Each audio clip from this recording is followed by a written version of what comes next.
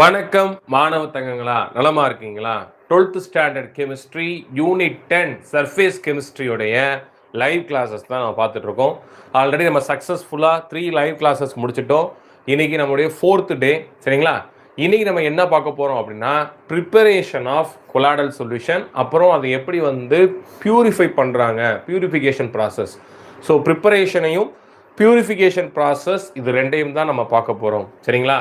Already நம்ம 3 நாளாக பார்த்ததில் பார்த்தீங்க அப்படின்னா நம்ம ஒரு கிளாரிட்டி வச்சுருப்போம். என்ன அப்படின்னா அப்சார்ப்ஷன்னா என்ன, அப்சார்ப்ஷன்னா என்ன, அதுக்கப்புறம் பார்த்தீங்க தங்கங்களா கெமிஸ் ஆப்ஷன், ஃபிசிக்ஸ் ஆப்ஷன் அப்படின்னு வரிசையாக பார்த்துட்டே வந்திருப்பீங்க. நேற்று ஃபுல்லாக கேட்டலிசிஸ் ப்ராசஸ் பற்றி பார்த்துருப்பீங்க. சரிங்களா? ரைட். இப்போ அதுக்கப்புறம் என்ன பார்த்தோன்னா இது ஜியோலைட்லாம் டீட்டெயிலாக எக்ஸ்பிளைன் பண்ணோம். இன்றைக்கி நம்ம என்ன பார்க்க போகிறோம் அப்படின்னா ப்ரிப்பரேஷன் மெத்தட். இந்த ஒவ்வொரு ப்ரிப்பரேஷன் மெத்தடும் நமக்கு 2 மார்க்காவோ இல்லை 3 மார்க்காவோ வர்றதுக்கான வாய்ப்புகள் அதிகமாகவே இருக்குது. இது உள்ள 5 மார்க் கொஸ்டின்ஸ் இருக்குது. அதனால் முழுசாக பார்த்துட்டே வாங்க. புக் எடுத்துக்கோங்க, பென்சில் எடுத்துக்கோங்க, நோட் பண்ணிகிட்டே வாங்க தங்கங்களா. சரிங்களா? ரைட். பேஜ் நம்பர் நம்ம இன்றைக்கி பார்க்கக்கூடியது ப்ரிப்பரேஷன்லேருந்து பார்க்குறோம். சரிங்களா? பார்த்துடலாமா? வாங்க. பேஜ் நம்பர் 88 எடுத்துக்கோங்க. 10.5.2 ப்ரிப்பரேஷன் ஆஃப் கொலாய்ட் சொல்யூஷன் அதான் நம்ம பார்க்க போகிறோம். பார்த்துடலாமா? ரைட், வாங்க பார்ப்போம். இதில் நமக்கு 2 விதமான ப்ரிப்பரேஷன்ஸ் இருக்குது. ஒன்று என்ன அப்படின்னா பெரிய பார்ட்டிகிள் சைஸை என்ன பண்ணுறது அப்படின்னா கொலாய்டல் சைஸுக்கு மாற்றுறது. இன்னொன்று சின்ன சின்ன பார்ட்டிகிள் சைஸாக இருக்கிறத கொலாய்டல் சைஸாக மாற்றுறது. அதாவது பெருசாக இருந்தால் அதை சிறுசாக உடைக்கிறது, சிறுசாக இருந்தால் அவங்களெல்லாம் சேர்த்து அந்த கொலாய்டல் சைஸுக்கு கொண்டு வருது. இந்த டேர்மை எப்படி கொண்டு வராங்க அப்படின்னா ஃபர்ஸ்ட் ஒன் என்னென்னா த டிஸ்பர்ஷன் மெத்தட், அதாவது உடைச்சி சின்ன சின்ன துணு மாற்றுறது. சரிங்களா?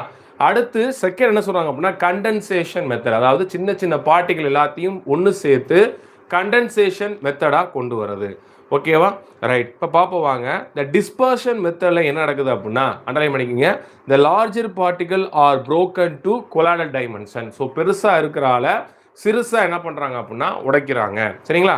அப்புறம் condensation method. In this method the smaller atoms or molecules are converted into larger colloidal size பார்ட்டிகலாக அவங்க மாற்றுறாங்க அப்படின்னு சொல்கிறாங்க. சரியா தாங்கங்களா?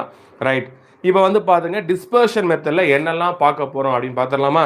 என்னதுன்னா மெக்கானிக்கல் டிஸ்பர்ஷன் பார்ப்போம், இன்னொன்று எலக்ட்ரோ டிஸ்பர்ஷன் பார்ப்போம், அடுத்து அல்ட்ராசோனிக் டிஸ்பர்ஷன் பார்ப்போம், அடுத்து பெப்டிசேஷன் அப்படின்ற விஷயத்தான் பார்க்க போகிறோம். இந்த 4 மெத்தடும் பார்த்தீங்க அப்படின்னா யாரு கீழே வராங்கன்னா டிஸ்பர்ஷன் மெத்தடுக்குள்ளே வராங்க.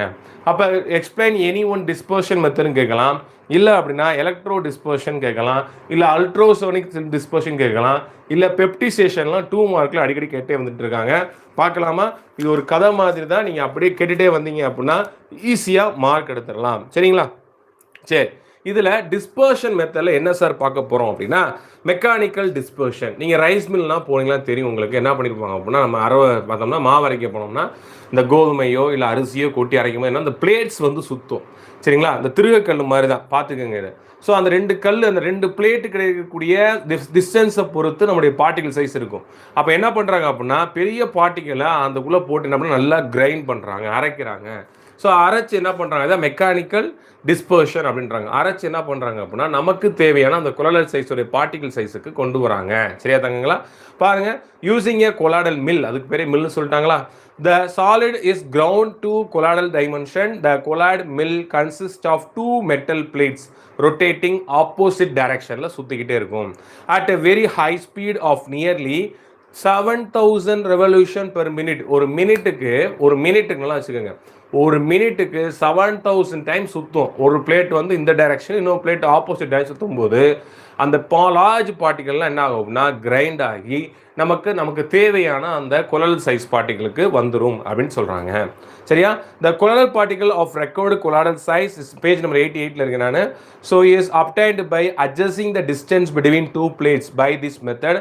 த colloidal solution of ink and graphite are prepare. இதில் என்ன மெத்தடில் ப்ரிப்பேர் பண்ணுறாங்க அப்படின்னா இங்கு கிராஃபைட்டை இந்த மெத்தடில் ப்ரிப்பேர் பண்ணுறாங்க. என்ன மெத்தடில் உண்மைக்கு வரலாம்? மெக்கானிக்கல் டிஸ்பர்ஷன் மெத்தடில் ப்ரிப்பேர் பண்ணுறாங்க. வாங்க மணிமாறன் வாங்க. ரைட், ப்ரிப்பேர் பண்ணுறாங்க. ஸோ அடுத்து செகண்ட் ஸ்டெப்பு பார்க்க போகிறோம். செகண்ட் ரியாக்ஷன் வந்து என்ன, செகண்டு வந்து என்ன பார்த்தீங்க அப்படின்னா த எலக்ட்ரோ டிஸ்பர்ஷன். இப்போ வந்து பார்த்தீங்கன்னா கரண்ட்டு பார்த்தது வந்து மெக்கானிக்கல், நம்ம வந்து ரொட்டேட் பண்ணி கொண்டு வந்தது, இயந்திரத்தின் மூலமாக செஞ்சது. இப்போ என்ன பார்க்க போகிறோம் அப்படின்னா எலக்ட்ரோ டிஸ்பர்ஷன் பார்க்க போகிறோம். இப்போ கரண்ட்டை யூஸ் பண்ணி என்ன பண்ண போகிறோம் அப்படின்னா அந்த டிஸ்பர்ஷன் பண்ண போகிறோம். இந்த இதை பார்க்குற முன்னாடி ஒரு விஷயம் தெரிஞ்சுக்கோங்க, எப்படி செய்கிறாங்க இந்த செட்டப் பாருங்கள். அந்த செட்டப் எப்படின்னு பாருங்கள். வெளியே ஒரு கண்டெய்னர் இருக்குது, அதில் என்ன பண்ணியிருக்காங்க அப்படின்னா ஐஸ் க்யூப்ஸ் வச்சுருக்காங்க, சரிங்களா, ரைட்டா. அடுத்து இன்னரில் ஒரு கண்டெய்னர் இருக்குல்ல, அதில் நம்ம எந்த மெட்டலை கொலாய்ட் பண்ண போகிறோமோ அந்த மெட்டலை வச்சு என்ன பண்ணுறாங்கன்னா நமக்கு எலக்ட்ரிக் என்ன பண்ணுறாங்கன்னா ஆர்க் கொடுக்குறாங்க. அப்படி எலக்ட்ரிக் கரண்ட்டை பாஸ் பண்ணும்போது என்ன ஆகுது அப்படின்னா அந்த மெட்டல் சாலிட் ஸ்டேட்லேருந்து கேசியஸ் ஸ்டேட்டுக்கு எஸ்கேப் ஆகுது. அப்படி எஸ்கேப் ஆகும்போது அது எந்த மீடியத்தில் இருக்குன்னா வாட்டருக்குள்ளே இருக்குது. நல்லா தெரிஞ்சுக்கோங்க, உங்கள் அந்த மெட்டலு வாட்டருக்குள்ளே வச்சுருக்காங்க, அந்த வாட்டர் இருக்கக்கூடிய பீக்கரை ஐஸ் பீக்கரில் வச்சுருக்காங்க. அப்போ இது என்ன ஆச்சு, சாலிட்லேருந்து கேசியஸ் ஸ்டேட்டாக மாறும்போது அப்படியே எஸ்கேப் ஆகி வெளியே வரும். வெளியே டெம்பரேச்சர் கம்மியாக இருக்கும்போது அது அப்படியே என்ன ஆகும் அப்படின்னா அந்த லிக்விடில் அப்படியே கரைஞ்சிரும், கண்டென்ஸ் ஆகிரும், கண்டென்ஸே சேர்ந்துடும்.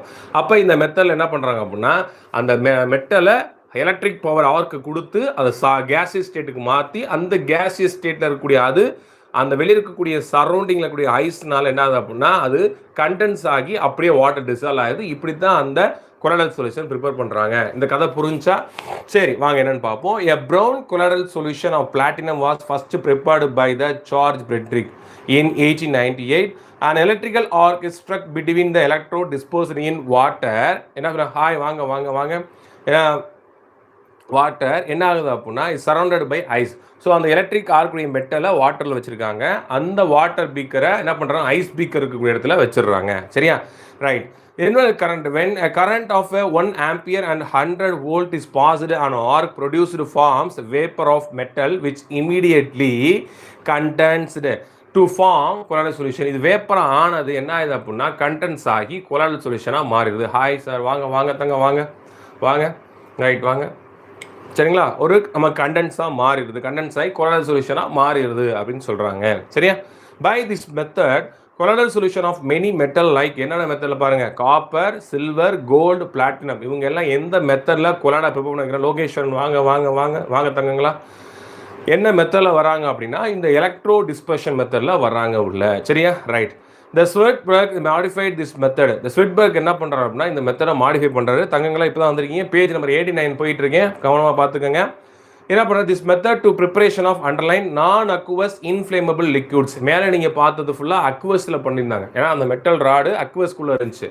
இப்போ ஓகே சார் தேங்க்யூ, ஓகேம்மா. என்ன பண்ணுறாங்க அப்படின்னா அதை வந்து நம்ம இதில் வச்சு வாட்டரில் வச்சுருந்தோம், இப்போ அதுவே நான் அக்வஸ் மீடியத்தில் வைக்கிறாங்க. லைக் யாரெல்லாம் பார்த்தீங்கன்னா பென்சீன், பென்டேன், ஈத்தர், இதில் வச்சு high frequency alternating current is which prevent the decomposition of mercury. So இதில் அந்த ஹை ஃப்ரீக்வன்சியில் கரண்ட்டை பாஸ் பண்ணும்போது என்ன ஆகுது அப்படின்னா இது டீகம்போஸ் ஆகும், ப்ரிவென்ட் பண்ணி நம்ம கொடுத்துட்றாங்க அப்படின்றாங்க. ஸ்வெட்பர்க் தான் என்ன பண்ணுறாங்கன்னா இதை நான் அக்வஸ் ஸ்பாட்லையும் வைக்கிறதுக்கு, சால்வெண்ட்லையும் வைக்கிறதுக்கு அவர் இந்த மெத்தடை கொண்டு வராரு. ஸோ எலக்ட்ரோ டிஸ்பர்ஷன் மெத்தட் கேட்டாங்க அப்படின்னா என்ன பண்ணணும், கண்டிப்பான முறையில் நீங்கள் அது என்ன செட்டப்பில் இருக்குது, அதில் எவ்வளோ கரண்ட் பாஸ் பண்ணுறோம், அதை ஹீட் பண்ணும்போது என்ன அது ஆர்க் பாஸ் பண்ணும்போது அது மெட்டல் வந்து சாலிட் ஸ்டேட்லேருந்து கேஸஸ் ஸ்டேட்டுக்கு போய் அதை சுற்றி சரௌண்டிங்கில் ஐஸாக இருக்கிறனால அது கண்டென்ஸ் ஆகி அப்படியே வாட்டரில் டிசால்வ் ஆகி உங்களுக்கு கொலாய்டை கொடுத்துருது. இவ்வளோ தான் விஷயம். இதை நீங்கள் ஓன் ரைட் பண்ணிக்கலாம். அந்த படம் நீங்கள் வரைஞ்சிக்கோங்க. 2-3 மார்க்கில் கேட்க வாய்ப்புகள் அதிகமாக இருக்குது. ஸோ எலக்ட்ரோ டிஸ்பர்ஷன் பார்த்துக்கோங்க. ஸோ அல்ட்ராசோனிக் டிஸ்பர்ஷன் வந்து ரொம்ப ஈஸியான ஒன்று தான். என்ன அப்படின்னா நம்ம அல்ட்ராசோனிக் ஃப்ரீக்வன்சியில் ஹெட்ஸில் என்ன பண்ணுறோம், ஃப்ரீக்வன்சி கொடுத்து அந்த மெட்டலை வந்து வைப்ரேட் பண்ண வச்சு என்ன பண்ண போகிறோம் அப்படின்னா அதோடைய பார்ட்டிகல் சைஸோட அப்படியே வைப்ரேட் பண்ணால் அது அப்படியே வைப்ரேட் ஆகி அப்படி குட்டி குட்டியாக உடஞ்சி போயிடும். ஸோ அப்படி மாத்திரதான் வந்து பார்த்தீங்கன்னா அல்ட்ராசோனிக். இது ரொம்ப சிம்பிள் தான் பாருங்கள். Sound waves of frequency more than 2K hertz, அதாவது வந்து 20,000 ஹெட்ஸுக்கு மேலே போச்சுன்னா அது அல்ட்ராசோனிக் நமக்கு தெரியும். Good cause the transformation of the coarse suspension to colloidal substance. அதாவது கோர்ஸ் சப்ஸ்டன்ஸ் வந்து கரடு முன்னாடி கொஞ்சம் பெரிய பார்ட்டிகள் வந்து என்ன ஆகுது அப்படின்னா இந்த ஃப்ரீக்வன்சி கொடுத்து வைப்ரேட் பண்ணும்போது அவங்க என்னவா மாறிடுறாங்க அப்படின்னா கொலாய்டாக மாறிடுறாங்க. ஓகேவா, சரி ரைட். பாருங்கள் கீழே பாருங்கள், அந்த படம் உங்களுக்கு பார்த்தா தெரியும். கீழே வந்து அந்த குவார்ட்ஸ் ஜென்ரேட்டர் தான் அந்த ஃப்ரீக்வன்சி ஆஃப் ஹெட்ஸு, அதாவது மோர் தென் 20K ஹெட்ஸை வந்து கொடுக்கக்கூடிய நபர் அவர் கீழே வச்சுருக்காங்க ஜென்ரேட்டர். அந்த டேங்க் முதற்குடி டேங்க் பாருங்கள், அந்த டேங்கில் ஃபுல்லாக ஆயில் வச்சுருக்காங்க. அந்த ஆயில் இருக்க டேங்கில் யாரை வைக்கிறாங்கன்னா மெர்க்குரி வித் வாட்டரோட வைக்கிறாங்க. ஸோ மெர்குரி வந்து வெயிட்டான பார்ட்டிகள் அப்படி கீழே டெபாசிட் ஆகிருக்கு. என்ன பண்ணுறாங்கன்னா அந்த ஜென்ரேட்டர் மூலமாக கீழே இருந்து என்ன படத்தை பார்த்து உங்களுக்கு தெரியும். அந்த ஜென்ரேட்டர் மூலமாக என்ன பண்ணுறாங்க அப்படின்னா அவங்க அந்த வைப்ரேஷனை ஃபார்ம் பண்ணும்போது இது ஜென்ரேட் பண்ணும்போது அது அந்த ஆயில் வழியாக மேலே போகுது. அப்படியே ஆயிலை வைப்ரேட் பண்ணும்போது இந்த மெர்குரியும் என்ன ஆகும் அப்படின்னா வைப்ரேட் ஆகும். வைப்ரேட் ஆகி சின்ன சின்ன பார்ட்டிக்கலாக உடஞ்சி இங்கே மேலே இருக்கக்கூடிய அந்த தண்ணியில் என்ன ஆகும்னா மிசிபிள் ஆயிரும். மிசிபிள் ஆகி நமக்கு என்ன கொடுத்துரும் அப்படின்னா நமக்கு தேவையான கொலாய்டை கொடுத்துரும். புரியுதா உங்களுக்கு? ஸோ இந்த மாதிரி அல்ட்ராசோனிக் ஃப்ரீக்வன்சி வச்சு வைப்ரேட் பண்ணி அதோட பார்ட்டிகல் சைஸை சிறுசாக மாற்றுறாங்க அப்படின்றாங்க. பாருங்கள், the glass obtained mercury salt by subjecting mercury to sufficiently high frequency ultrasonic vibration கொடுத்து அவர் ப்ரிப்பேர் பண்ணார் அப்படின்றாங்க. நெக்ஸ்ட் பேஜ் வாங்க, பேஜ் நம்பர் 90 பாருங்க.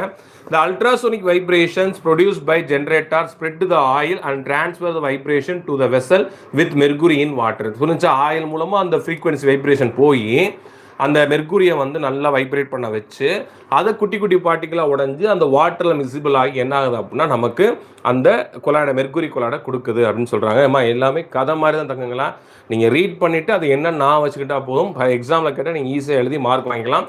2 மார்க் ஆர் 3 மார்க்கில் வரதுக்கு வாய்ப்பு அதிகமாக இருக்குது. இது புக் இன்சைட் கொஷின்ஸ் நோட் பண்ணி வச்சுக்கோங்க. அடுத்து இதுக்கு ரிப்பீட்டாக கேட்டிருக்காங்க பெப்டிசேஷன் அப்படின்னு ரிப்பீட்டாக கேட்டிருக்காங்க. What is peptisation R define peptisation அப்படின்றத ரிப்பீட்டடாக கேட்கப்படக்கூடிய கொஸ்டின்ஸ். சரிங்களா தங்கங்களா? உங்கள் ஃப்ரெண்ட்ஸ் இருந்தாங்கன்னா உங்கள் ஃப்ரெண்ட்ஸுக்கும் ஷேர் பண்ணி அவங்களையும் லைவ் கிளாஸ் வந்து அட்டன் பண்ண சொல்லுங்கள். ஸோ லைவ் கிளாஸில் உங்களுக்கு நடத்தும் போது ஏதாவது டவுட் இருந்துச்சு அப்படின்னா நீங்கள் டேரெக்டாகவே கேட்கலாம். உங்களுக்கு டவுட் வந்து கிளாரிஃபை பண்ணப்படும். ஓகேவா? சரி, ரைட். பாருங்கள், by addition of the suitable electrolytes the precipitated particle can be brought into colloidal state. இங்கே ஒரு விஷயம் நீங்கள் தெரிஞ்சுக்கணும். என்ன அப்படின்னா பார்ட்டிகல் சைஸ் யாருக்கு பெருசு? சொல்யூஷன், அதாவது ட்ரூ சொல்யூஷன், அடுத்து யார் பார்த்தீங்கன்னா நமக்கு கொலாய்டல், அடுத்து சஸ்பென்ஷன். இந்த ஆர்டரில் இருக்கும். ட்ரூவு ரொம்ப ரொம்ப சிறுசு, சஸ்பென்ஷன் ரொம்ப ரொம்ப பெருசு.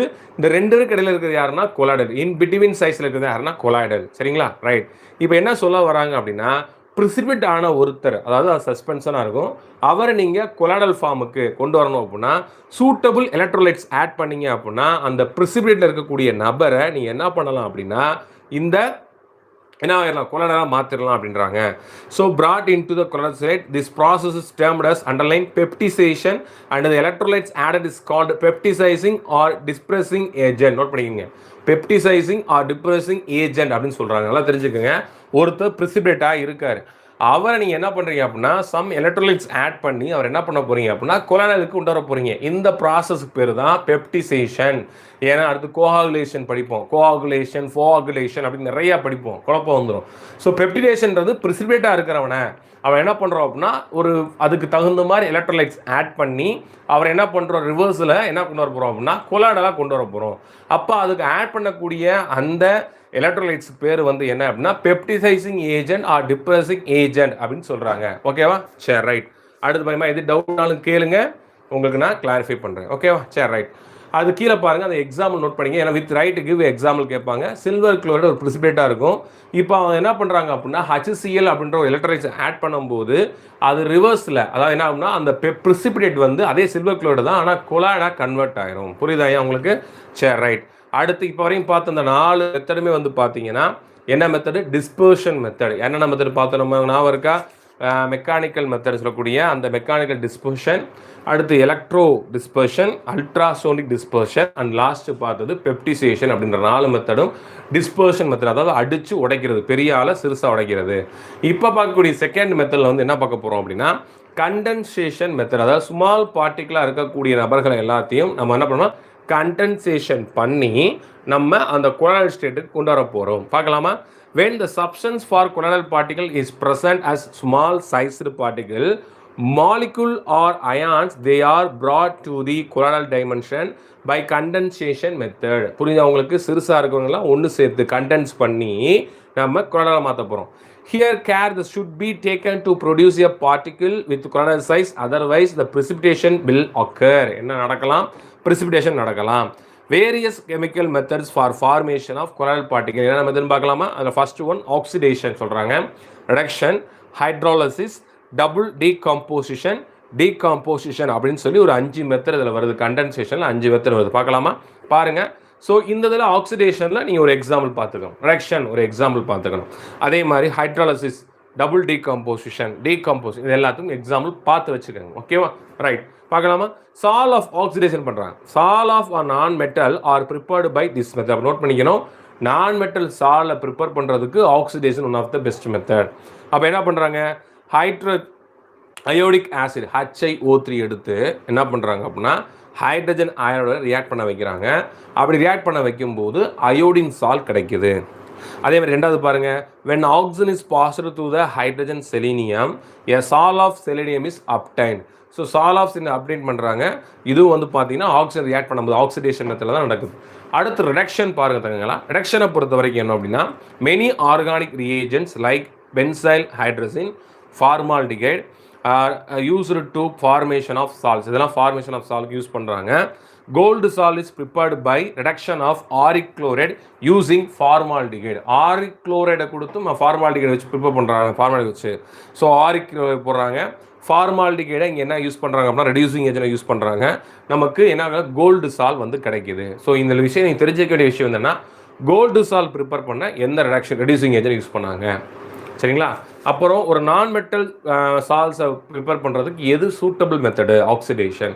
ஸோ இந்த மாதிரி நீங்கள் படிச்சு ஒரு டாபிக் படிக்கும்போதே அது ஒன்றில் எப்படி வரும் அப்படின்ற ஒரு ஸ்ட்ராட்டஜியும் வச்சு படிச்சிங்க அப்படின்னா அவங்க இன்டர்வியூலேருந்து கேட்கும்போது உங்களுக்கு ஈஸியாக என்ன ஆகும் அப்படின்னா ஞாபகத்துக்கு வரும். அப்போது ஒரு 2 மார்க் இன்சைட் கொஸ்டின் படிக்கிறோம் அப்படின்னாலே அது 2 மார்க்கோ 3 மார்க்கோ அதுலேருந்து எது ஒன்வேர்டாக வரும் அப்படின்றத உடச்சி துண்டாக படித்து பழகிக்குங்க. அதுதான் ஸ்டார்டிங்லேருந்து அப்படி படிச்சுட்டு வந்தால் தான் உங்களுக்கு இன்சைடு ஒன்வேர்டில் எந்த ஒரு பயம் இல்லாமல் நீங்கள் ஆன்சர் பண்ண முடியும். ஓகேவா? எந்த டவுட்னாலும் கேளுங்க, உங்களுக்கு எக்ஸ்பிளைன் பண்ணுறேன். உங்கள் ஃப்ரெண்ட்ஸுக்கும் ஷேர் பண்ணுங்கள். சப்ஸ்கிரைப் பண்ணாமல் பார்த்தீங்க அப்படின்னா சப்ஸ்கிரைப் பண்ணிட்டு பாருங்க. ஓகேவா? ரைட். அடுத்து வந்து பார்த்தீங்க அப்படின்னா ஹைட்ராலிசிஸ் பண்ணணும். ஹைட்ராலிசிஸ் என்ன சார் பண்ணுறாங்க அப்படின்னா salts of hydroxides of metal like chromium and aluminum can be produced by of this method. சரிங்களா? கீழே பார்த்தீங்கன்னா ஒரு அயன் ஆக்சைடு. ஓகேம்மா, ஓகே, ரைட்டு. என்ன பண்ணுறாங்க அப்படின்னா iron hydroxide, ferric hydroxide prepare பண்ணுறாங்க. எப்படின்னா ஃபெரிக் குளோரைடை வாட்டரை வச்சு ஹைட்ராலிசிஸ் பண்ணி உடைக்கும் பொழுது நமக்கு ஃபெரிக் ஹைட்ராக்சைடு அப்படின்னு சொல்லக்கூடிய சால் வந்து கிடைக்குது. ஸோ ஹைட்ராலிசிஸ் அப்படின்னா வாட்டரை வச்சு செப்பரேட் பண்ணக்கூடியது. ஏன்னா சொல்லிங்க எலக்ட்ரோலைசிஸ் அப்படின்னா கரண்ட்டை பாஸ் பண்ணி உடைக்கிறது. தெர்மோலைசிஸ் அப்படின்னா ஹீட்டை கொடுத்து உடைக்கிறது. ஃபோட்டோலைசிஸ் அப்படின்னா லைட் ப்ரெசன்ஸில் உடைக்கிறது. ஸோ லைசிஸ்னாலே பிரேக் பண்ணக்கூடியது. அது எதை முன்னாடி பண்ணுறோமோ அது முன்னாடி பேராக வந்துடும். இங்கே வாட்டரை வச்சு நம்ம பிரேக் பண்ணுறதுனால அது ஹைட்ரோலைசிஸ் அப்படின்னு சொல்கிறாங்க. அடுத்து double decomposition reaction. So for preparation of water insoluble salt this method can be used. So வாட்டரில் கரையாமல் இருப்பாங்களே அவங்கள ப்ரிப்பேர் பண்ணுறதுக்கு இது யூஸ் பண்ணலாம் அப்படின்றாங்க. when hydrogen sulfide gas is passed through a solution of arsenic oxide, a yellow colored arsenic sulfide is obtained as a colloidal solution. So arsenic ஆக்சைடை வந்து என்ன பண்ணுறாங்கன்னா ஹைட்ரஜன் சல்ஃபைடை ரியாக்ட் பண்ண வைக்கிறாங்க. நமக்கு தேவையான அந்த arsenic sulphide yellow colour colloid வந்து கிடைச்சிருது. அடுத்து decomposition reaction. when few drop of an acid is added to a dilute solution of sodium thiosulfate, the insoluble free sulfur produced by decomposition of sodium thiosulfate accumulate into small. The clusters which impart various colors, blue-ஆ இருக்கலாம், yellow-ஆ இருக்கலாம், even red-ஆ கூட இருக்கலாம், to system depending upon the growth with the size of the colloidal particle. Size of the colloidal பார்ட்டிகளை depend பண்ணி இதனுடைய colour vary ஆகும் அப்படின்றாங்க. கீழே பாருங்கள் அந்த சல்ஃபோனைல் ஆக்சைடை வச்சு hydrogen acid H+ acid add பண்ணுறாங்க. நமக்கு தேவையான அந்த சல்ஃபர் சால் கிடைக்குது. அந்த சல்ஃபர் சாலுடைய colour depend upon the particle size of the colloid அப்படின்றாங்க. ஓகேவா? ஏன்னா கொலாய்டோட பார்ட்டிகல் சைஸ் வந்து பார்த்தீங்கன்னா எவ்வளோ இருக்குது, நமக்கு எவ்வளோன்னு சொல்ல முடியும் உங்களுக்கு? எவ்வளோ மணி இது பார்த்தோம்ல, கொலாய்டோடைய பார்ட்டிகல் சைஸ் 1 நானோமீட்டர்லேருந்து 200 நானோமீட்டர் வரை இருக்கிறது தான் கொலாய்டோட பார்ட்டிகல் சைஸ். ஸோ அதுக்குள்ளே சைஸ் வேரி ஆகும் பொழுது அதனுடைய எது மாறுபடும் அப்படின்னா கலர் மாறுபடும் அப்படின்னு சொல்கிறாங்க. சரியா? ரைட். அடுத்து பார்க்கக்கூடியது பை எக்ஸ்சேஞ்ச் ஆஃப் சால்வெண்ட். இதான் தேர்டு மெத்தடில் நம்ம ப்ரிப்பேர் பண்ணக்கூடியது. எப்படி எக்ஸ்சேஞ்ச் பண்ணுறாங்க சால்வெண்ட்டை பார்க்கலாமா? Colloidal solution of few substance like phosphorus or sulphur. Note பண்ணிக்கோங்க, இதெல்லாம் தெரியும், நோட் பண்ணிக்கோங்க. Phosphorus and sulphur is obtained by preparing the solution in ஆல்கஹாலில் ப்ரிப்பேர் பண்ணுவாங்க. அண்ட் போரிங் தம் இன்டு வாட்டரில் பண்ணும்போது as they are insoluble in water they form colloidal solution. So அது என்ன பாஸ்பரஸ் அது ஆல்கஹாலோட வச்சுருக்காங்க. அதில் வாட்டரை ஆட் பண்ணும்போது உங்களுக்கு அந்த இன்சாலிபிளாக கிடச்சிரும், அந்த பாஸ்பரஸ் சால் கிடச்சிரும் அப்படின்னு சொல்கிறாங்க. ஓகே பார்த்தாங்களா? சரி, ரைட். நெக்ஸ்ட் வந்து பார்த்தீங்க அப்படின்னா பியூரிஃபிகேஷன் ஆஃப் கொலாய்ட்ஸ். ரைட். இப்போ நீங்கள் இது வரைக்கும் பண்ணீங்க அப்படின்னா ப்ரிப்பேர் பண்ணியிருக்கீங்க. நம்ம ஏற்கனவே மெட்டலர்ஜியில் பார்ப்போம் என்னன்னா எக்ஸ்ட்ராக்ஷன் ஆஃப் க்ரூட் மெட்டல், அதாவது முதல் என்ன பண்ணுவோம் கான்சன்ட்ரேஷன் ஆஃப் க்ரூட் மெட்டல், அடுத்து எக்ஸ்ட்ராக்ஷன் ஆஃப் க்ரூட் மெட்டல், அடுத்து என்ன refining purification of process refining process பார்ப்போம். அப்போ நம்ம ப்ரிப்பேர் பண்ணிட்டோம், அதில் நிச்சயமாக சம் இம்ப்யூரிட்டிஸ் ப்ரெசென்ட் ஆகி தான் இருக்கும். அந்த இம்ப்யூரிட்டிஸ் என்ன பண்ணும் அப்படின்னா it's destabilise the colloidal solution. Colloidal சொல்யூஷனை டீஸ்டபிளைஸ் பண்ணுறதுக்கு அதிக வாய்ப்புகள் இருக்குது. அப்போ கொலாய்டல் சொல்யூஷனுடைய ஸ்டெபிலிட்டியை நீங்கள் கன்ஃபார்ம் பண்ணணும் அப்படின்னா அதில் இருக்கக்கூடிய அந்த இம்ப்யூரிட்டிஸை கண்டிப்பான முறையில் நம்ம நீக்கி ஆகணும். நீக்கினா தான் அந்த கொலாய்டல் சொல்யூஷன் ஸ்டெபிளைஸாக இருக்கும் அப்படின்னு சொல்கிறாங்க. புரியுதா? அப்போ என்ன பண்ணணும், சம் பியூரிஃபிகேஷன் மெத்தட்ஸை நம்ம வந்து ஃபாலோ பண்ணணும். இதில் இருக்கக்கூடிய பியூரிஃபிகேஷன் மெத்தடும் நமக்கு புக் பேக்கில் ஒரு 3 மார்க் இருக்குது. என்ன அப்படின்னா எலக்ட்ரோ டயாலிசிஸ் வந்து புக் பேக்கில் இருக்கக்கூடிய கொஸ்டின், நல்லா கவனமாக கவனிங்க. ஸோ டயாலிசிஸ்னால் நமக்கு என்ன, இப்போ நம்ம டயாலிசிஸ் ப்ராசஸில் நம்ம கிட்னி வந்து ப்ராசஸ் ஆகிட்டு இருக்கு.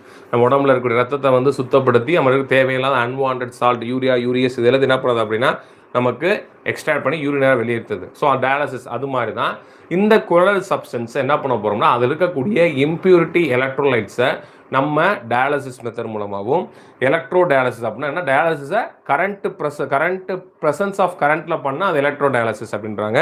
அடுத்து அல்ட்ரா ஃபில்ட்ரேஷன் மெத்தட் மூலமாக என்ன பண்ண போகிறோம் அப்படின்னா நம்ம பியூரிஃபிகேஷன் பண்ண போகிறோம். இந்த 3 மெத்தட் தான் பார்க்க போகிறோம். பார்க்கலாமா?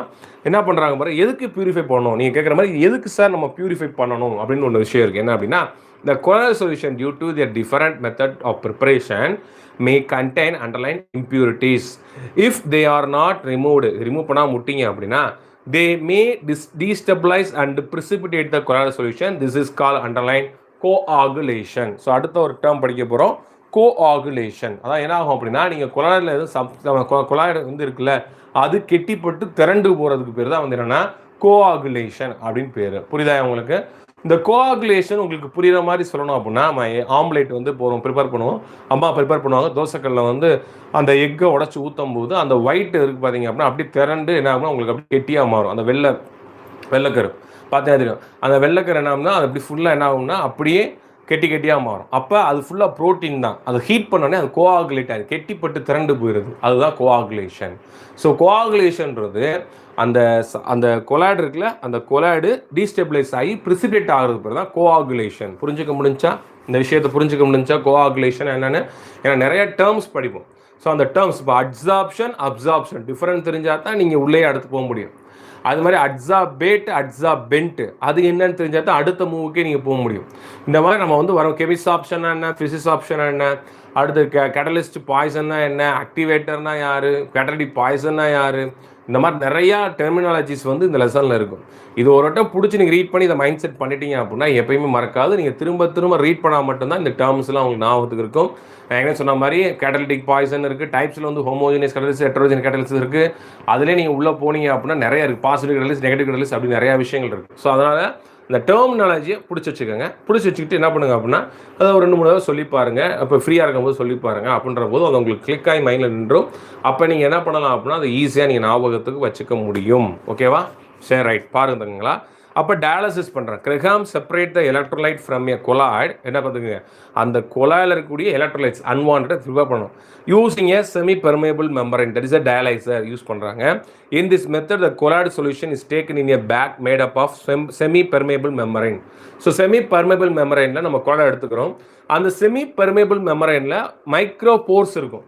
அதை எதை அலோவ் பண்ணாது அப்படின்னா அந்த குரல் சைஸை அலோவ் பண்ணி தான் ஃபஸ்ட்டு ஸ்டார்டிங்கே சொன்னேன். அதை சொன்னார், ஒரு NaCl இருக்கட்டும், ஒரு சொல்யூஷனாக இருக்கட்டும், அதில் வந்து எல்லாமே வந்து வெளியே போகுது, மெம்பரைன்லேருந்து வெளியே போகுது, செமி பெர்மேபிள் மெம்பரை போகுது. ஆனால் ஒரு ஜெல்லோ, ஒரு சிலிக்காவோ என்ன பண்ண, ஒரு ஜெல்லோ, அதே மாதிரி ஒரு பார்ட்டிகளும் நம்ம பார்த்தோம், நம்ம ஒரு ஜெல் பார்ட்டிகளோ இல்லை வேறு எதுவுமே மைக்காவோ எதுவுமே என்ன பண்ணலாம் அப்படின்னா அந்த செமி பெர்மிபிள் மெம்பரைனில் வெளியே போகலை, ஸ்டார்ச்சும் வெளியே போகலை. ஏன் அப்படின்ற கொஸ்டின் வந்தபோது தான் இவர் ஒரு புதுசாக என்ன பண்ணுறாருன்னா இது ஒரு புதுசாக இருக்குது, இது கொலாய்டு அப்படின்னு கண்டுபிடிச்சா நம்ம ஆரம்பத்தில் அந்த கிளாஸ் ஸ்டார்டிங்கில் நம்ம பார்த்தோம். சரிங்களா? அதுதான் சொல்ல வரேன். இவர் அதே என்ன பண்ணால் செமி பெர்மிபிள் மெமரி எடுத்துக்கிறாரு. அந்த membrane does not allow the colloidal particle. ஏன்னா அந்த போர்ஸ் வந்து இது போகிற அளவுக்கு இருக்காது, ரொம்ப சிறுசாக இருக்கும். அப்போ உள்ள சப்போஸ் நீங்கள் ப்ரிப்பேர் பண்ண கொலாய்டில் அன்வான்ட் எலக்ட்ரோலைட்ஸ் இருந்துச்சு அப்படின்னா ரன்னிங் வாட்டரில் வைக்கும் பொழுது அந்த பேக் அப்படியே சுற்றி ரன்னிங் வாட்டரில் தொட்டியில் வைக்கும்போது என்ன ஆகும் அப்படின்னா அதை அப்படியே அடிச்சுட்டு போய் எலக்ட்ரோலைட்ஸ் அப்படியே என்ன பண்ணுவோம், அடிச்சு வெளியே போயிடும். உள்ளே உங்களுக்கு அந்த செமி மெமரைன் பேக்குள்ளே என்ன இருக்கும் அப்படின்னா உங்களுடைய கொலாய்டு வந்து பியூரிஃபை ஆகிருக்கும். பாருங்கள், வாசிக்கிறேன் பாருங்கள். In this method the colloidal solution is taken in a bag made up of the semi permeable membrane. It is suspended in a ஏன்னா ட்ராஃப் ஆஃப் ஃப்ளோயிங் வாட்டர், ட்ராஃப்ன்ற தொட்டி, ஃப்ளோயிங் வாட்டர் தொட்டியில் என்ன பண்ணுறாங்கன்னா அதை உள்ளே வைக்கிறாங்க. The electrolytes diffuse out of the membrane and they are carried away by the water. டிஃப்யூஸ்னா பரவி வெளியே வந்துடும், வெளியே வந்துட்டு அந்த வாட்டரோட வெளியே போயிடும். அப்போ உங்களுக்கு என்ன ஆயிரும் அப்படின்னா உங்களுடைய கொலாய்டு வந்து பியூரிஃபை ஆயிரும் அப்படின்னு சொல்கிறாங்க. ஓகேவா தங்கங்களா? சரி, ரைட். அடுத்து பாருங்கள், do you know the kidney mal function result in the building up of the electrolyte concentration with blood to toxic level. Kidney வந்து ஃபங்க்ஷன் ஆகலை அப்படின்னா ரத்தத்தில் வந்து நச்சு பொருட்களுடைய தன்மை அதிகமாகிடும். ஏன்னா கிட்னியோட ஒரு மேஜர் ரோலே வந்து என்னென்னா நம்ம ரத்தத்தை சுத்தப்படுத்துறது தான், சுத்தப்படுத்தி கழிவுகளை வெளியேற்றுறது தான். அப்போ கிட்னி மால் ஃபங்க்ஷன் ஆகிடுச்சு, சரியாக ஃபங்க்ஷன் ஆகலை அப்படின்னா நமக்கு என்ன ஆகும் அப்படின்னா நம்மளுடைய உடம்புலேயே நச்சு பொருட்கள் தங்கின்றும். சரியா? அப்போ அதான் சொல்கிறாங்க. அப்போ இந்த dialysis recycling of patient blood in done through the considerable length of the semi permeable tube in isotonic saline solution. அடல் நீங்கள் ஐசோட்டோனிக்னா சேம் கான்சன்ட்ரேஷன், நம்ம பிளட்டுக்கும் சரி அந்த லிக்விடும் சரி சேம் கான்சன்ட்ரேஷன் இருக்கும். அப்படி தான் என்ன பண்ணால் அந்த சலைன் சொல்யூஷன் மூலமாக பாஸ் பண்ணி அந்த பிளட்டை வந்து பியூரிஃபை பண்ணுவாங்க. அதுதான் டயாலிசிஸ் பண்ணுறேன்னுவாங்க. இந்த கிட்னி ஃபெயிலியர் ஆனவங்க எல்லாம் என்ன பண்ணுவாங்க அப்படின்னா டயாலிசிஸ் பண்ணுவாங்க. டயாலிசிஸ்ன்றது என்னென்னா நம்ம அந்த உடம்புல இருந்து ரத்தம் வந்து அந்த டயாலிசிஸ்க்குள்ளே போய் அதை வந்து பியூரிஃபை பண்ணி மறுபடியும் பிளட் உள்ளே வருது. சரிங்களா? இதான் டயாலிசிஸ். இப்போ கிட்னியோட மால் ஃபங்க்ஷன்லாம் பார்க்கணும் அப்படின்னா நீங்கள் ஆரோக்கியமாக தண்ணி நிறையா குடிக்கணும். அந்த மாதிரி உணவுப் பொருட்களில் வாழைத்தண்டு, இந்த மாதிரி வாழைப்பூக்கள் இதெல்லாம் அதிகமாக சாப்பிடணும். தண்ணீர் நிறையா குடிக்கணும். சரிங்களா? அந்த சாஃப்ட் ட்ரிங்க்ஸ் எல்லாம் குடிக்கிறத விட்டுட்டு, அதாவது கூல் ட்ரிங்க்ஸ்லாம் குடிக்கிறத விட்டுட்டு நீங்கள் அதிகமாக தாகம் எடுத்தால் வீட்டில் விட்டு தண்ணீர் அதிகமாக குடிச்சு பழகுங்க. இப்போ வெயிலும் கொஞ்சம் அதிகமாக இருக்குது, தண்ணீர் அதிகமாக குடிங்க. குடிப்பதன் மூலமாக உங்களுக்கு அந்த மாதிரி பிரச்சனைகள்லாம் வராது. சரிங்களா? ரைட். அடுத்து வந்து பார்த்தோம்னா அது எலக்ட்ரோ டயாலிசிஸ். அதாவது டயாலிசிஸ் அண்டர் த எந்தெந்த சுச்சுவேஷன் எலக்ட்ரிக் சுச்சுவேஷன் வச்சிங்க அப்படின்னா அதை என்ன சொல்லுவாங்க அப்படின்னா எலக்ட்ரோ டயாலிசிஸ் அப்படின்னு சொல்லுவாங்க. ஓகேவா? Right. The presence of electric field increasing the speed of removal of electrolytes from the colloidal solution. அதாவது நீங்கள் வெறும் டயாலிசிஸ் வச்சு பண்ணிங்கன்னா மெல்ல அந்த வாஷிங் அவுட் ரன் ஆஃப் வாட்டரில் மெல்ல போகும். இதுவே நீங்கள் வந்து எலக்ட்ரிக் கரண்ட் ப்ரெஷர் பண்ணி எலக்ட்ரிக் கரண்ட் ப்ரெசன்ஸில் பண்ணும்போது என்ன ஆகும்னா அந்த எலக்ட்ரோலைட்ஸ் வந்து வெளியே போகக்கூடிய ஸ்பீடு வேகமாக இருக்கும். அப்போ உங்களுக்கு ஈஸியாக குயிக்காக என்ன ஆகும் அப்படின்னா அது வந்து இம்ப்யூரிட்டிஸ்லாம் ரிமூவ் ஆகும். ஓகேவா? சரியா? ரைட். பார்ப்போமா வாங்க. The colloidal solution containing on electrolytes as impurity is placed between underlying two dialysing membrane. அந்த படத்தை பாருங்க எப்படி வச்சிருக்காங்க பாருங்க. Enclosed into the two compartment filled with water. When current is passed, the impurities pass into the water compartment and get removed periodically. So water கம்பார்ட்மெண்ட்டில் போய்கிட்டே இருக்கும். இது பீரியடிக்கலாக நீங்கள் என்ன பண்ணி ரிமூவ் பண்ணிகிட்டே இருப்பீங்க. This process is faster than dialysis. என்ன சொன்னேன்னா நீங்கள் கரண்ட் அப்ளை பண்ணும்போது வேகமாக நடக்கும், அந்த டயாலிசிஸை காட்டிலும் இது வேகமாக நடக்கும். சரிங்களா? So as a rate of the diffusion of electrolytes is increased by the application of electricity. So நீங்கள் கரண்ட்டை பாஸ் பண்ணுறதுனால எலக்ட்ரிசிட்டி ரிமூவ் ஆகக்கூடிய ஸ்பீட் அதிகமாக இருக்கும். அதனால தான் இதனுடைய வேகம் அதிகமாக இருக்குது அப்படின்னு சொல்கிறாங்க. சொல்கிற விஷயம் புரியுதாமா? ஃபாலோ பண்ணிட்டு வரீங்களா? ஓகே தங்கங்களா? இப்போ வரைக்கும் பார்த்து ரெண்டு, ஒன்று டயாலிசிஸ், இன்னொன்று வந்து எலக்ட்ரோ டயாலிசிஸ். ரெண்டு கான்செப்ட் ஒன்று தான். ஒன்று வந்து என்னென்னா கரண்ட்டை வச்சு பண்ணும்போது வேகமாக வருது அப்படின்ற விஷயம் சொன்னாங்க. மூணாவது பார்க்க போகிறீங்க அல்ட்ரா ஃபில்ட்ரேஷன். இப்போ வந்து ஃபில்ட்ரேஷனாக என்னென்னு பார்ப்போம். ஃபில்ட்ரேஷன்றது என்ன அப்படின்னா இப்போ அம்மா வந்து வீட்டில் டீ ப்ரிப்பேர் பண்ணுறாங்க அப்படின்னா ஃபில்டர் வச்சு ஃபில்டர் பண்ணுவாங்க. அந்த டீ டஸ்டெல்லாம் மேலே இருக்கும், மில்க் அந்த டீ எக்ஸ்ட்ராக்ட் வந்து கீழே வந்துடும். அப்போ என்ன ஆகுது அப்படின்னா பார்ட்டிகல் சைஸ் பெருசாக இருக்கவங்கள அன்வான்ட் சப்ஸ்டன்ஸை மேலே நம்ம ஃபில்டர் பண்ணி நிற்க வச்சுட்டு நமக்கு தேவையான அந்த டீயை மட்டும் நம்ம டீயை மட்டும் என்ன பண்ணோம்னா ஃபில்டர் பண்ணி எடுத்தோம். இதே ப்ராசஸ் தான் பண்ண போகிறோம். இப்போ ஏன் இது அல்ட்ரா ஃபில்ட்ரேஷன் அப்படின்னு சொல்கிறாங்க அப்படின்னா நார்மல் ஃபில்டர் பேப்பரை நீங்கள் யூஸ் பண்ணீங்க அப்படின்னா என்ன ஆகும் அப்படின்னா உங்களுடைய அந்த போர் சைஸ், அந்த ஃபில்டர் பேப்பர் பார்த்தா தெரியும், நீங்கள் லேபில் பார்த்துருப்பீங்க, ஒரு ஒயிட் பேப்பரில் இருக்கும். அந்த ஃபில்டர் பேப்பர்லாம் மைக்ரோ போர்ஸ் இருக்கும். ஸோ ஃபில்டர் பேப்பருடைய போர்ஸ் சைஸ் வந்து என்னன்னா 2 மைக்ரோமீட்டர்லேருந்து 25 மைக்ரோமீட்டர் வரை இருக்கும். சரிங்களா? அப்போ நீங்கள் என்ன பண்ணுறீங்க அப்படின்னா நீங்கள் நார்மலாக ஃபில்டர் பேப்பர் எடுத்து ஃபில்டர் பண்ணிங்கன்னா அந்த கொலாய்டும் கீழே வந்துடும். இப்போ அம்மா டீ வடிகட்டுறது பெரிய கண் சரடை யூஸ் பண்ணுறான்னு வச்சுக்கோங்களேன். அவங்க டீயை வடிகட்டினாங்க அப்படின்னா அந்த டீத்துனும் சேர்ந்து வந்துடுற மாதிரி தான். நமக்கு தேவை வந்து என்ன அப்படின்னா அந்த கொலாய்டல் வந்து இம்ப்யூரிட்டிஸ் மேலே இருக்கணும், இல்லைனா கொலாய்டல் மிச்ச பார்ட்டிகல்ஸை வெளியிடுங்க. எலக்ட்ரோலைட்ஸ் வந்து ரொம்ப சிறுசு, அப்போ அதோட வெளியே எடுக்கணும் அப்படின்ற போது நம்ம அல்ட்ரா ஃபில்ட்ரேஷன் யூஸ் பண்ணுறோம். இதுக்கு என்ன டைப் ஆஃப் ஃபில்டர்ஸ் யூஸ் பண்ணுறோம் ஃபில்டர் பார்க்கலாமா? பாருங்கள். The pores of ordinary filter paper permit the passage of colloidal solution. இப்போ தான் சொன்னேன் நான். In ultrafiltration, the membrane are made by using underline collodion cellophane or whisking. So இந்த type of material வச்சு என்ன பண்ணுறாங்க அப்படின்னா அந்த ஃபில்டரை வந்து மேக் பண்ணுறாங்க.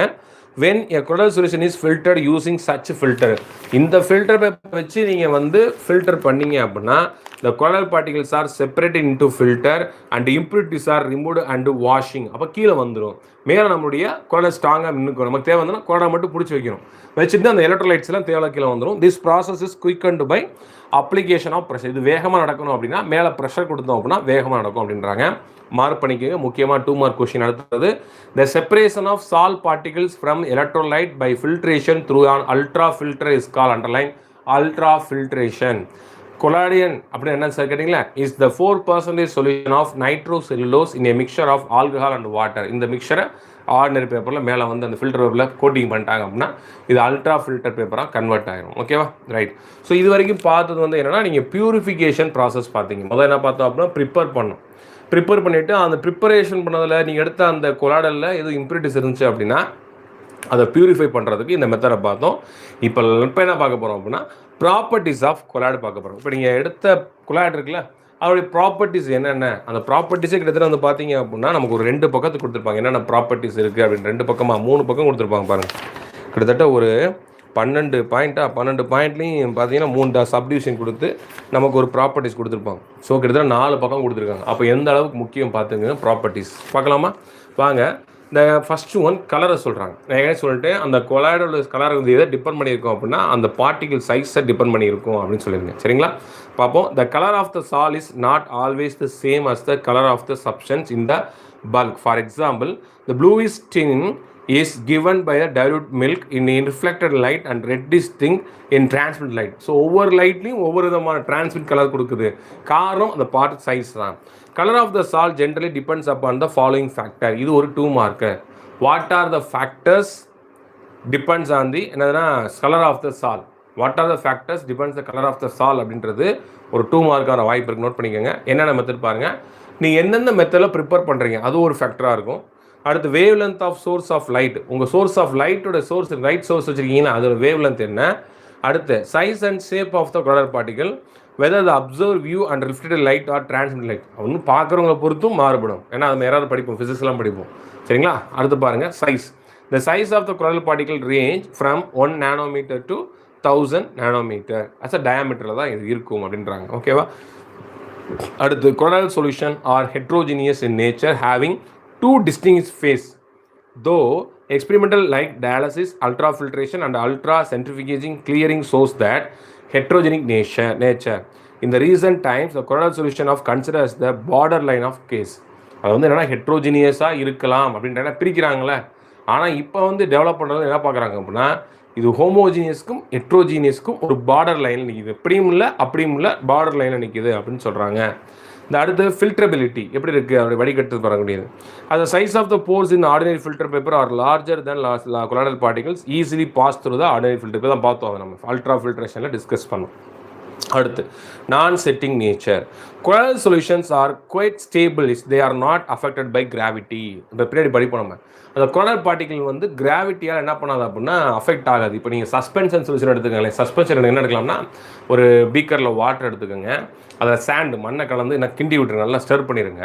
கொஞ்ச நேரம் அப்படியே டிஸ்டர்ப் பண்ணாமல் வச்சிங்க அப்படின்னா கொஞ்ச நேரத்தில் என்ன ஆகும் அப்படின்னா அந்த சாண்டு பார்ட்டிகல்ஸ் எல்லாம் அப்படியே கீழே டெபாசிட் ஆகி என்னன்னா கீழே பதிஞ்சிடும், டெபாசிட் ஆகிடும்.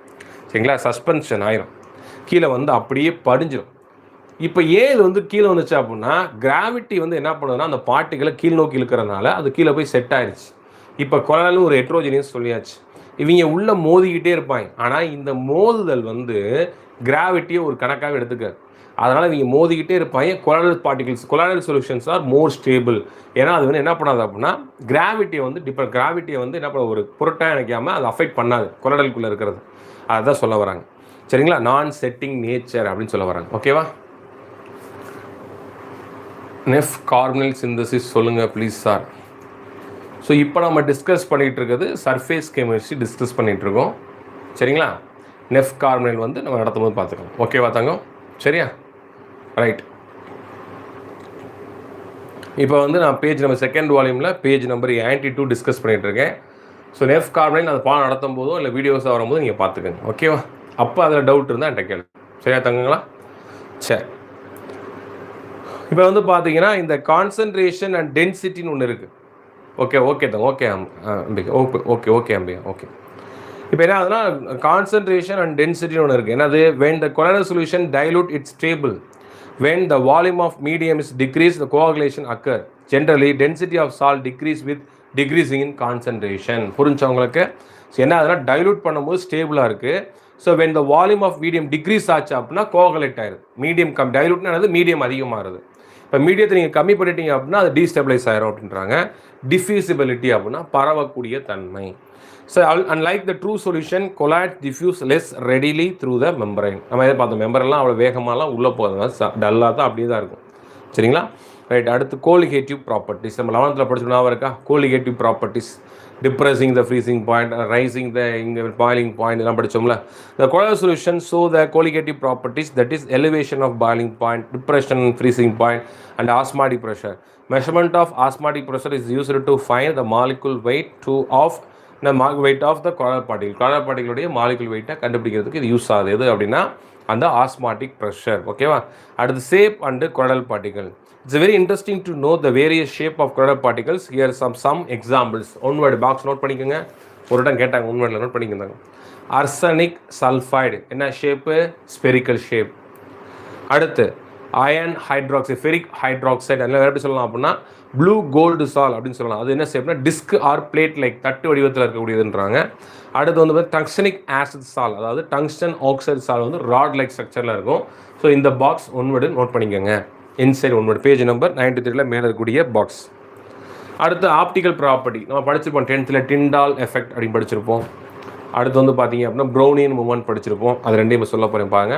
So optical property, colloidal have A optical property when a homogeneous solution is seen in the direction of the light appears clear but appears dark if in perpendicular directions. கீழே பார்த்தீங்கன்னா solution, அதாவது true சொல்யூஷனில் நீங்கள் லைட்டை pass பண்ணிங்க அப்படின்னா அந்த light போகக்கூடிய வே எதுவுமே தெரியாது. பட் ஆனால் அது உள்ளே போயிருக்கும், ஆனால் ஸ்கேட்டர் ஆகிருக்காது, பாது எதுவுமே தெரியாது, அந்த லைட்டிங் தெரியும், அவ்வளோதான். பாருங்கள் படம் ஃபஸ்ட்டு மாதிரி சொல்யூஷனில் அந்த உள்ள லைட் போனதே தெரியல. ஏன்னா பார்ட்டிகிள்ஸ் வந்து என்ன பண்ணலாம் அப்படின்னா அதை என்ன பண்ணலாம், அதை ஸ்கேட்டர் பண்ணலை. சப்போஸ் செகண்ட் வந்து கொலாய்டில் நீங்கள் பாஸ் பண்ணும்போது என்ன ஆகுனா அந்த லைட்டை ஸ்கேட்டர் பண்ணி அந்த லைட்டு போகக்கூடிய பாத் உங்களுக்கு தெரியும் பாருங்களேன். But when light is pass through the colloidal solution is scattered in all direction. This effect was first observed by Faraday, but investigations are made by Tyndall in detail, hence is called underline Tyndall effect. நான் இருக்கா உங்களுக்கு நம்ம 10th படிச்சிருக்கோம், நான் இருக்கா. The colloidal particles observe a portion of light and remaining the portion is scattered from the surface of the colloid, hence the path of light is made clear. So அதனால் லைட்டை scatter பண்ணுறதுனால அந்த Tyndall cone சொல்லுவோம் நம்ம, கரெக்டாக அந்த light போகக்கூடிய பாதை நமக்கு தெரியும். நம்ம வீட்டிலேயே இல்லை ஸ்கூல்லேயே கிளாஸில் பார்த்தீங்க அப்படின்னா ஜன்னல் விண்டோவிலிருந்து சன்லைட் வந்து வரக்கூடிய அந்த பாதை தெரியும், ஸ்கேட்டர் ஆகிறது தெரியும்.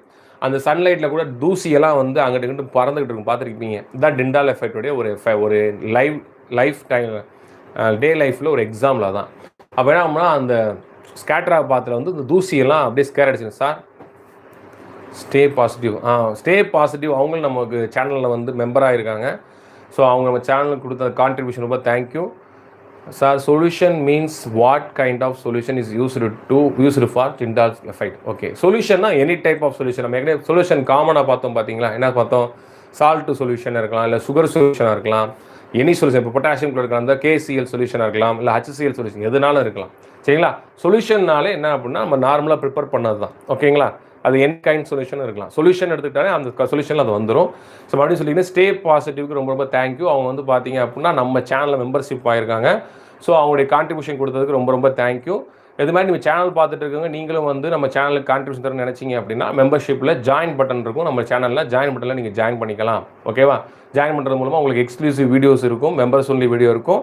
அது மட்டும் இல்லாமல் கொஸ்டின் பேப்பர்ஸு அது மாதிரி நீங்கள் ப்ராக்டிஸ் பண்ணுறதுக்காக நிறைய விஷயங்கள் கொடுக்கப்படும். அதனால் அதை நீங்கள் பயன்படுத்திக்கலாம். உங்களுக்கு கான்ட்ரிபியூஷன் தரணும்னு நினச்சிங்க அப்படின்னா நம்ம சேனலில் போங்க, ஜாயின் பட்டன் இருக்கும், அதை கிளிக் பண்ணி என்ன பண்ணலாம், மெம்பராக ஜாயின் பண்ணிக்கலாம். ஒரு நீங்கள் பார்க்குற வீடியோ உங்களுக்கு பிடிச்சிருந்துச்சு அப்படின்னாலும் நீங்கள் சூப்பர் தேங்க்ஸும் பண்ணலாம். அந்த விஷயம் இங்கே இருக்குது. ஸோ உங்களுடைய வீடியோவில் ஓப்பன் பண்ணோடனே கீழே வந்து பார்த்தீங்க அப்படின்னா ஹார்ட்டின் சிம்பிளில் எஸ் போட்டிருக்கும், நீங்கள் அதை கிளிக் பண்ணியும் உங்களுடைய கான்ட்ரிபியூஷனை கொடுக்கலாம். ஓகேவா? தேங்க்யூ தங்கங்களா. சரி, இப்போ வந்து பார்த்தா தங்கங்களா கீழே பாருங்கள். இப்போ இதையும் பார்த்தது ஓகே. அப்போ ஒரு சொல்யூஷனில் நீங்கள் லைட்டாக பாஸ் பண்ணும்போது அது வந்து போயிடுது, ஒன்றுமே தெரிய மாட்டுது. அதுவே நீங்கள் வந்து பார்த்தீங்கன்னா ஒரு கொலாய்டல் சொல்யூஷன் நீங்கள் பாஸ் பண்ணும்போது என்ன ஆகுது அப்படின்னா அந்த லைட்டு ஸ்கேட்டர் ஆகுது, அந்த பாத் தெரியுது. காரணம் வந்து என்னென்னா அந்த குழல் பார்ட்டிகளுடைய சைஸ் என்ன பண்ணுது அப்படின்னா லைட்டாக ஸ்கேட்டர் பண்ணுற அளவுக்கு அதோடைய கெப்பாசிட்டி இருக்குது. அப்போ அது போகக்கூடிய பாதை நல்லா தெரியுது. ஓகேவா, ரைட். இதை நீங்கள் 10th படிச்சிருப்பீங்க.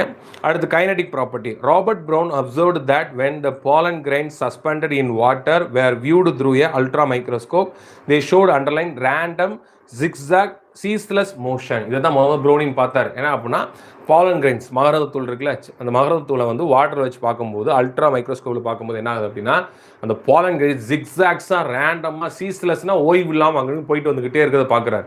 இது என்னடா ஒன்றுமே ஒரு ஃபோர்ஸும் கொடுக்கல, ஒன்றும் கொடுக்கல, ஆனால் அவங்க உள்ள அங்கிட்டு முட்டி மோதிக்கிட்டே இருக்குது இந்த பார்ட்டிகள். சரி, இது எப்போயா நிற்குமான்னு பார்த்துட்டே இருக்க, நிற்கவே இல்லை, அது கண்டினியூஸாக போய்கிட்டே இருக்குது. ஸோ இந்த இதுக்கு பேர் தான் வந்து என்னென்னா ப்ரௌனியன், அவர் கண்டுபிடிச்சா ப்ரௌனியன் மூமெண்ட் அப்படின்னு சொல்கிறாங்க. கீழே பாருங்களேன், this is called Brownian movement of colloidal particles. எப்பயுமே குரல் பார்ட்டிகள் வந்து உள்ள முட்டி மோதி போய்கிட்டே தான் இருப்பாங்க. அதோட பேசாமல் அவங்க பேசாமல் இருக்காங்க அப்படின்னா என்ன ஆயிடுவாங்க, கீழே ப்ரிசிபிரேட் ஆயிடுவாங்க.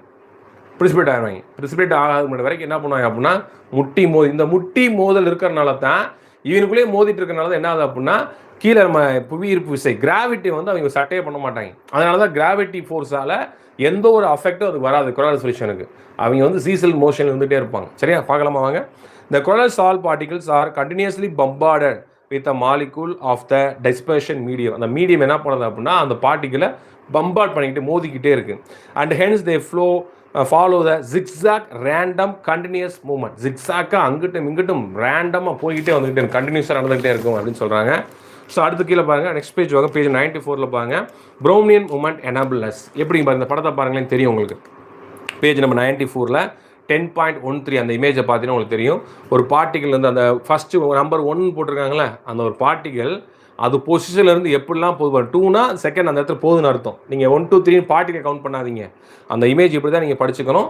அந்த 1வது பொசிஷன்லேருந்து பார்ட்டிகள் என்ன பண்ணால் 2க்கு போகுது, 3க்கு போகுது, 4 அந்த அந்தந்த வகையெல்லாம் போய் சுற்றிக்கிட்டே போயிட்டு வந்துட்டு ரேண்டமாக போயிட்டே வந்துட்டு இருக்கு. சரிங்களா, ப்ரௌனிங் மூமெண்ட் கேட்டாங்க அப்படின்னா 2 மார்க் கொஸ்டின். அதுக்கு இந்த படம் நீங்கள் வரைஞ்சிடணும். இது நீங்கள் 10th படிச்சிருப்பீங்க. ஓகேவா, சரி. என்னோட ப்ரௌனிங் மூமெண்ட் எனேபிளஸ் எப்படிலாம் இருக்கும், டு கால்குலேட் த அதகேட்ரோ நம்பர் பண்ண முடியும். அடுத்து to confirm the kinetic theory which consider the classes ceaseless rapid movement of molecule increasing with increase in temperature. நான் என்ன சொல்லியிருக்கேன், டெம்பரேச்சர் இன்க்ரீஸ் பண்ணாலே உள்ளக்கூடிய பார்ட்டிகிள்ஸ் என்ன ஆகும் அப்படின்னா வைப்ரேட் ஆக ஆரம்பிக்கும். ஏற்கனவே இவங்க ஜிக்ஸாக்காக போயிட்டு இருக்காங்க கண்டினியூஸாக. நீங்கள் ஹீட் பண்ணால் இன்னும் என்ன ஆகும், கைனடிக் எனர்ஜி இன்க்ரீஸ் ஆகும், டப்பன்னு போயிட்டு வந்துட்டே இருப்பாங்க. ஸோ அதனுடைய மூவ்மெண்ட் வந்து இன்னும் அதிகமாக இருக்கும் அப்படின்னு சொல்கிறாங்க. சரியா, to understand the stability of the colloids எப்படி பண்ணலாம், as the particle in continuous rapid movement. இப்போ சொன்னால அதுதான் movement, they do not come close and hence not get condensed. அது கண்டென்ஸ் ஆகாது. சரிங்களா, கண்டென்ஸ் ஆகாது. அது மட்டும் இல்லாமல் that is Brownian movement does not allow the particles to be attracted by the force of gravity. So gravity force attack பண்ணுறதை அது எந்த அளவுக்கு தடுத்து நிறுத்திடும் அப்படின்னு சொல்கிறாங்க. ஓகேவா, என்ன டவுட் இருந்தால் கேளுங்க தங்கங்களா. சரி, நெக்ஸ்ட்டு பாருங்கள். ஸோ இது வரைக்கும் நீங்கள் பார்த்துட்டீங்க. அடுத்து 12th பார்க்கக்கூடிய ப்ராப்பர்ட்டி வந்து என்னென்னா எலக்ட்ரிக்கல் ப்ராப்பர்ட்டி. இங்கே முக்கியமான ஒரு புக் இன்சரி கொஸ்டின் இருக்குது. Helmholtz double layer. Explain Helmholtz double layer. இம்பார்ட்டண்டான 3 மார்க் கொஸ்டின். இதுக்கு இந்த டயக்ராம் நீங்கள் வரையணும். டயக்ராமுக்கு 1 மார்க் இருக்குது. டயக்ராம் வரைஞ்சி அந்த லேயர்ஸ் போட்டு நீங்கள் அதை எது ஸ்ட்ரென் லேயர் எது, ஸ்லிப்பிங் பிளேன் வந்து எது, பொட்டன்ஷியல் எது அப்படின்றத மென்ஷன் பண்ணுறதுக்கு மார்க் இருக்குது. ஸோ கண்டிப்பாக அந்த டயக்ராம் வரையணும். 3 மார்க்கு. உங்கள் டெஃபினேஷன் 2 மார்க் இருக்கும். உங்கள் டயக்ராமுக்கு 1 மார்க் இருக்கும். சரியா, ஹெல்மோட்ஸ் டபுள் லேயர் என்ன சார் சொல்கிறாரு பார்க்கலாமா வாங்க. The surface of colloid particle absorb one type of ion. இப்போ ஒரு டைப் ஆஃப் அயானை அதை அப்சார்ப் பண்ணியிருக்கும். சரிங்களா, ஹாய் வாங்க முருகன் வாங்க ரொம்ப லேட்டாக வந்துட்டீங்க முருகன் வாங்க. இப்போ என்ன அப்படின்னா அந்த கொலாய்டு இருக்குல்ல, அந்த சர்ஃபேஸில் அந்த கொலாய்டு என்ன பண்ணுன்னா ஒரு பார்ட்டிகல் சைஸை ஒரு the surface of the colloidal particle absorb one type of ion absorb பண்ணியிருக்கோம் due to the preferential absorption. அது எதை ப்ரிஃபர் பண்ணதோ அதை போய் பண்ணும். Then this layer attracts the opposite charged ion in the medium and hence the boundary separate in 2 electrical double layer are set up. This is called as a Helmholtz electrical double layer. படத்தை பார்த்தா உங்களுக்கு புரியும் பாருங்களேன். இப்போ அந்த குழல் surface எதை absorb பண்ணியிருக்குன்னா negative சார்ஜை அப்சார்ப் பண்ணி வச்சிருக்கு. சரிங்களா, இப்போ அந்த குழாயில் இருக்கக்கூடிய மீடியத்தில் என்ன பண்ணுதுன்னா அந்த மீடியம் வந்து பாசிட்டிவ் சார்ஜாக இருக்குது. அப்போ அதுக்கு ஆப்போசிட் சார்ஜை அட்ராக்ட் பண்ணிடுது. அப்போ அந்த நெகட்டிவை சுற்றி பாசிட்டிவ் சார்ஜ்லாம் ரவுண்டாக வந்துடுது. இப்போ இந்த பாசிட்டிவ் இருக்குல்ல, இப்போ இந்த பாசிட்டிவ்க்கு என்ன பண்ணுது அப்படின்னா நமக்கு அதை சுற்றி இருக்கக்கூடிய நெகட்டிவ்ஸ் எல்லாம் உள்ளே வந்துடுது. அப்போ உள்ளே இருக்கக்கூடிய நெகட்டிவ் சார்ஜ் ஒரு சர்க்கிள் சரிங்களா, அந்த நெகட்டிவை சுற்றி ஒரு பாசிட்டிவ் லேயர் இருக்குது. இந்த பாசிட்டிவ் சுற்றி பார்த்தீங்க அப்படின்னா அங்கேயும் இங்கே ஒன்றுமா மைனஸும் ப்ளஸும் மாற்றி மாற்றி இருக்குது. ஸோ இதுதான் ஹெல்ம்ஹோல்ட்ஸ் டபுள் லேயர் அப்படின்றாங்க. மறுபடியும் ரீட் பண்ணுறேங்க கவனிங்க. The surface of the coronal particle absorb one type of ion due to the preferential absorption. This layer attracts the opposite charged ion in the medium. இந்த layer என்ன பண்ணும் அப்படின்னா அந்த மீடியத்தில் இருக்கக்கூடிய ஆப்போசிட் சார்ஜை அட்ராக்ட் பண்ணிக்கும். அது இப்போ ப்ளஸ்னா மைனஸ்னா ப்ளஸ் அட்ராக்ட் பண்ணிக்கும். சரிங்களா? இப்போ என்ன நடக்குது பாருங்க. This layer attract the opposite charged ion in the medium. Hence at the boundary separate the two electrical double layer are set up. அப்போ உள்ள ஒரு லேயர் இருக்கு, உள்ள ஒருத்தர் இருக்கான், அவனை சுற்றி ஒன்று இருக்கான். அப்போ இவனை சுற்றி இருக்க ஒருத்தரை சுற்றி இன்னொருத்தர் இருக்கான். அப்போ இந்த பார்ட்டிகள் சுற்றி 2 லேயர் இருக்கு. அதுதான் ஹெல்ம்ஹோல்ட்ஸ் டபுள் லேயர் அப்படின்னு சொல்றாங்க. சரியா? முக்கியமான ஒரு 3 மார்க் கொஸ்டின். படம் கண்டிப்பான முறையில் வரணும். காம்பஸ் வச்சு வரைஞ்சிருங்க. ஓகேவா? Right. As the particle nearby are having a similar charge, they cannot come closer and condense. Hence, this helps to explain the stability of colloids. இதனால தான் அவங்க கண்டென்ஸ் ஆக மாட்டாங்க.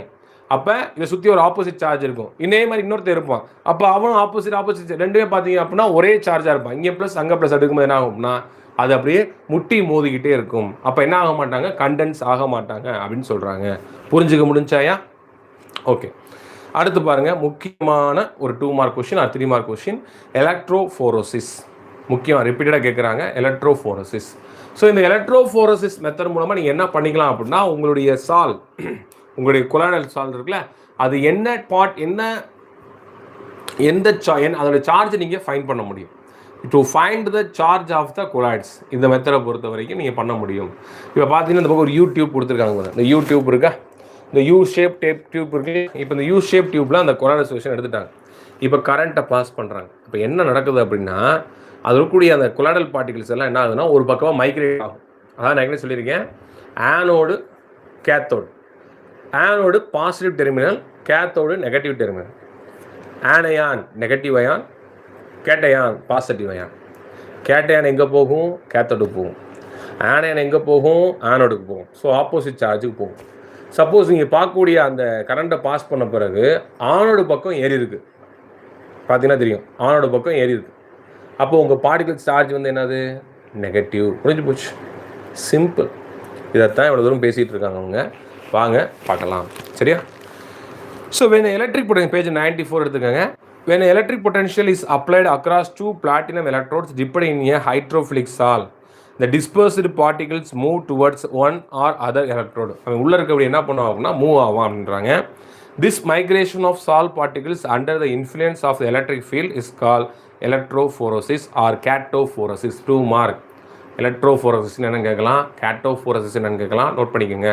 இப்படி இருக்கக்கூடிய டிஸ்போஸ்டு ஃபேஸ் எலக்ட்ரிக் கரண்ட்டை பாஸ் பண்ணும்போது மூவ் ஆகிறான் பார்த்தீங்களா, அதுக்கு பேர் தான் எலக்ட்ரோஃபோரசிஸ் ஆர் கேட்டோஃபோரசிஸ் அப்படின்னு பேர். இஃப் த சால் particle migrate to the cathode பக்கம் நடந்துச்சு அப்படின்னா தென் தே பொசஸ் பாசிட்டிவ் சார்ஜ். என்ன சொல்லிட்டேன் நான். அடுத்து பாருங்கள். அண்ட் இட் இஸ் சால் particles migrate to the anode then they have negative charge. நான் சொல்லிட்டேன் ஆனோடு நெகட்டிவாக, ஆனையானா ஆனோடுக்கு போகும், கேட்டையானா கேத்தோடுக்கு போகும். ஆப்போசிட் சார்ஜ் அப்போ வச்சு கண்டுபிடிச்சிடலாம். Thus from the direction of the migration of salt particle we can determine the charge of the salt particles. Hence the electrophoresis underline used for the detection of presence of charges on the salt particle. So இந்த electrophoresis மூலமாக உங்களுடைய salt particles உடைய சார்ஜை நீங்கள் find பண்ண முடியும். முடிஞ்சா follow பண்ணுறீங்களா தங்கங்களா? ஃபாலோ பண்ணுறீங்களா? ஸோ அப்போ அது கீழே இந்த படம் வரையணும், கண்டிப்பாக வரையணும். வரைஞ்சி ஏதோ ஒரு பக்கம் நீங்கள் போட்டுக்கோங்க. அது சால் வந்து உங்களுக்கு வந்து பாசிட்டிவ் சார்ஜோ நெகட்டிவ் சார்ஜோ எதுவும் இருக்கட்டும், அது எதனாலும் ஒன்று போட்டுக்கலாம், ஒன்றும் பிரச்சனை கிடையாது. ஸோ இதை நடத்த புரிஞ்சா இப்போ அது கீழே பார்த்தீங்கன்னா ஒரு டேபிள் இருக்கும் பாருங்கள், தண்ணி குடிச்சுக்கிட்டாங்களா?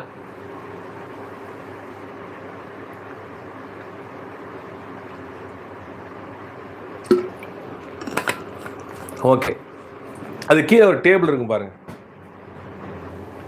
இருக்கா? சரி, ரைட். அந்த டேபிள் என்ன இருக்கு அப்படின்னா few example for charges of salt directed by electrophoresis are given.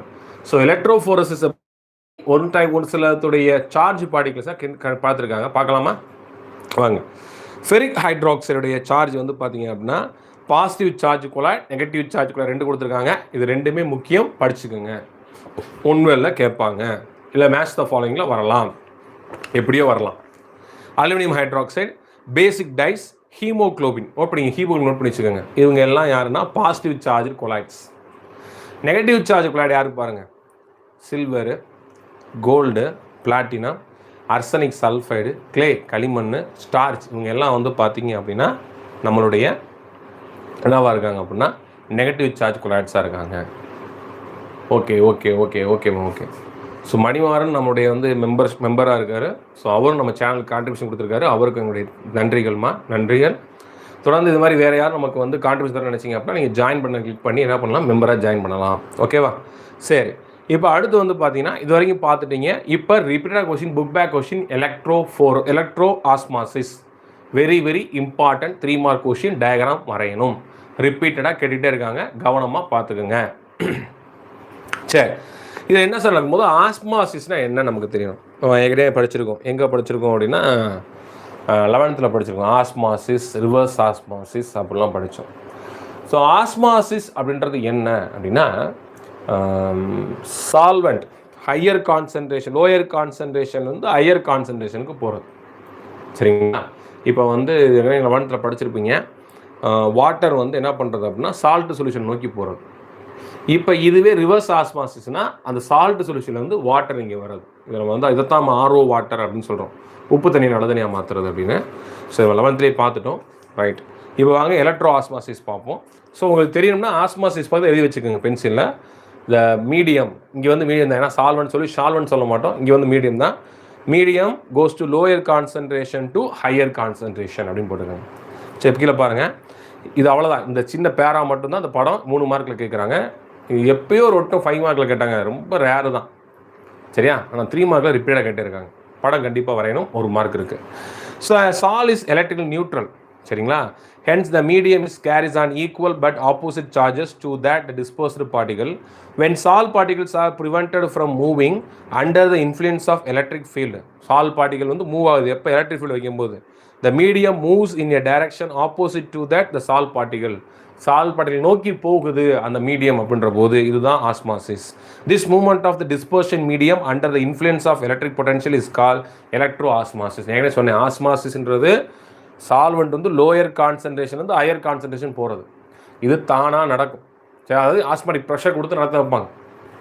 இப்போ இந்த எலக்ட்ரோ ப்ரெசன்ஸ் ஆஃப் எலக்ட்ரிசிட்டியில் நடக்கக்கூடியதில் ஆஸ்மாசிஸில் மீடியத்தை என்ன பண்ணுறாங்கன்னா ஃபோர்ஸ் பண்ணி அனுப்புகிறாங்க. அப்போ இதைத்தான் எலக்ட்ரோ ஆஸ்மாசிஸ் அப்படின்றாங்க. ஸோ படிச்சுக்கோங்க, லோயர் கான்சன்ட்ரேஷன்லேருந்து மீடியம் ஹையர் கான்சன்ட்ரேஷன் போகும். அதாவது சால்வெண்ட் பார்ட்லேருந்து அந்த சொல்யூஷன் பார்ட்டுக்கு நகரும். ஓகேவா? சரி, ரைட்.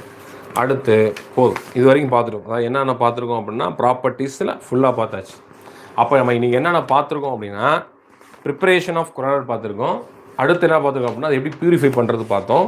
அதுக்கடுத்து லாஸ்ட்டாக இப்போ வந்து பார்த்தோம் என்னன்னா ப்ராப்பர்ட்டிஸ் ஆஃப் கொலாய்ட்ஸ் அப்படின்னு பார்த்துருக்கோம். சரிங்களா? ஸோ நம்ம நாளைக்கு என்ன பார்ப்போம் அப்படின்னா கோஆகுலேஷன் அண்ட் ப்ரிசிபிடேஷன் பார்ப்போம். அதுக்கப்புறம் அதனுடைய அப்ளிகேஷன்ஸ் பார்த்துக்கலாம். சரிங்களா? எமல்ஷன் என்ன வரும். ஸோ மேக்ஸிமம் நாளைக்கு இந்த லெசன் முடிய வாய்ப்பு இருக்குது. சப்போஸ் முடியல அப்படின்னா ஒரு நாள் நம்ம இந்த கிளாஸை வந்து எக்ஸ்டெண்ட் பண்ணிக்கலாம், ஒன்றும் பிரச்சனை கிடையாது. சரியா தங்குங்களா? ஸோ இன்றைக்கி வீடியோ வந்து பார்த்தீங்க அப்படின்னா நம்ம இந்த 2 பார்ட் முடிச்சு 3 பார்ட் முடிச்சிருக்கோம். ப்ரிப்பரேஷன் பண்ணுறோம், ரிஃபைன் பண்ணுடைய பியூரிஃபை பண்ணதுக்கப்புறம் அதனுடைய ப்ராப்பர்ட்டிஸை பற்றி படிக்கிறோம். இது எல்லாத்தையும் ரீட் பண்ணிக்கோங்க. இருக்கக்கூடிய டேர்ம்ஸ் எல்லாம் நான் வச்சுக்கோங்க.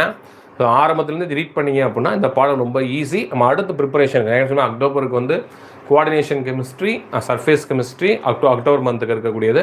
அப்புறம் 13 நைட்ரஜன் காம்பவுண்ட்ஸ், இந்த 3 லெசன் இருக்குது. கோஆர்டினேஷன் கெமிஸ்ட்ரிக்கு நான் வீடியோஸ் போட ஆரம்பிச்சிட்டேன், நீங்கள் அதை பார்த்துக்கலாம். அடுத்து வந்து பார்த்தீங்க அப்படின்னா சர்ஃபேஸ் கெமிஸ்ட்ரியில் போயிட்டுருக்கு. இதில் முக்கியமாக இது நோட்ஸ் இருந்துச்சு அப்படின்னா அடுத்து நான் வீடியோவாக போகிறதா இருந்தால் நான் அதில் பார்த்து போடுறேன் உங்களுக்கு. சரிங்களா? ஸோ நீ கிளாஸ் யூஸ்ஃபுல்லாக இருந்துச்சா தங்கங்களா? ஓகேம்மா ஓகே. நீ கிளாஸ் யூஸ்ஃபுல்லாக இருந்துச்சா? சரி, ரைட். யாருக்காவது டவுட் இருக்கா? Yes sir, is very easy explanation sir. தேங்க்யூம்மா, தேங்க்யூ. ரைட், யாருக்கு டவுட் இருக்காப்பா? சரி, ரைட். நாளைக்கு இதே டயத்துக்கு நீங்கள் வரீங்க. ஸோ 8:30 to 9:30 நாளைக்கு நம்ம என்ன பண்ணலாம் அப்படின்னா அந்த சர்ஃபேஸ் கெமிஸ்ட்ரி முடிச்சுட்டு நேரம் இருந்துச்சு அப்படின்னா நம்ம என்ன பண்ணுவோம் அப்படின்னா புக் பேக் எவாலுவேஷன்ஸு, அது முக்கியமான கொஸ்டின்ஸ் இதெல்லாம் கேட்டிருக்காங்க. முடிஞ்சால் நேரம் இருந்தால் நம்ம என்ன பண்ணலாம் அப்படின்னா ஆன்சரையும் நம்ம டிஸ்கஸ் பண்ணலாம். Yes sir, very useful. தேங்க்யூம்மா, தேங்க்யூ. ஆன்சரையும் நம்ம டிஸ்கஸ் பண்ணலாம். சரிங்களா?